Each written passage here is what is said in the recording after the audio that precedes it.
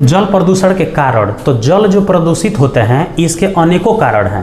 पहला कारण हो सकता है कृषि के क्षेत्र में। पहला क्या हो सकता है? कृषि के क्षेत्र में। अब कहिएगा कि किसान लोग कितना बढ़िया बढ़िया काम करते हैं, हम लोग के लिए अनाज उगाते हैं, हम लोग तब खा पाते हैं।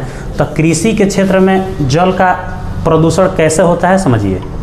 हम लोग अपने खेतों में क्या करते हैं, अनेकों प्रकार के रासायनिक खाद का प्रयोग करते हैं, अनेकों प्रकार के कीटनाशक का प्रयोग करते हैं, अनेकों प्रकार के तरह तरह के छिड़काव करते हैं ताकि पौधा जल्दी ग्रोथ करे, जल्दी विकास करे। और छोटे छोटे जो पौधों को नष्ट करने वाले कीड़े मकोड़े हैं, उन सबको नष्ट करने के लिए, पौधों को जो नष्ट करने वाले कीड़े मकोड़े हैं, उन सभी कीड़े मकोड़ों को नष्ट करने के लिए, ख़त्म करने के लिए हम लोग उस पर क्या करते हैं? कीटनाशक का प्रयोग करते हैं। और कीटनाशक किससे बना होता है? अलग अलग तरह के रसायनों से बना होता है। और ये रसायन जब वर्षा होगी तो वर्षा के माध्यम से वर्षा जल के साथ भूमि पर गिरेंगे, और वही भूमि जब बह के या पानी के अंदर जाएगा तो क्या उत्पन्न होगा? जल प्रदूषण उत्पन्न होगा।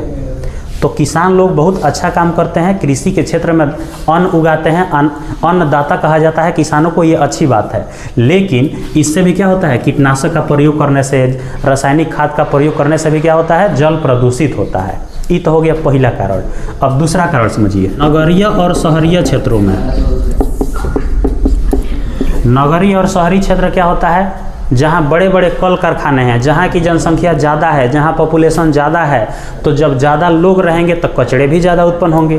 तो कचरे जब ज़्यादा उत्पन्न होंगे तो कचरों को कहाँ फेंकेंगे वो लोग? जल के अंदर फेंकेंगे, नदी में फेंकेंगे, गड्ढे में फेंकेंगे, तालाब में फेंकेंगे, जिससे क्या उत्पन्न होगा? जल प्रदूषण उत्पन्न होगा नगरीय और शहरी क्षेत्रों में। बड़े बड़े जो कल कारखाने होते हैं उसमें अलग अलग तरह के रसायनों का प्रयोग किया जाता है, पानी का बहुत ज़्यादा मात्रा में प्रयोग किया जाता है, जिसके कारण वह पानी सीधा डायरेक्ट कहाँ प्रवाहित कर देते हैं? नदी में प्रवाहित कर देते हैं, जिसकी वजह से क्या होता है? जल प्रदूषित हो जाते हैं।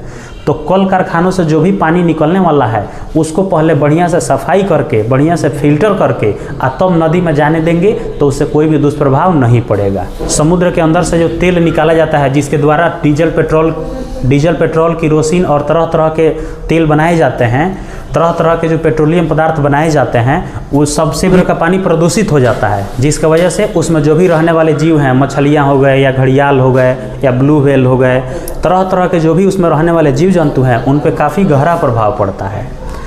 तो यही है जल प्रदूषण के कुछ मुख्य कारण।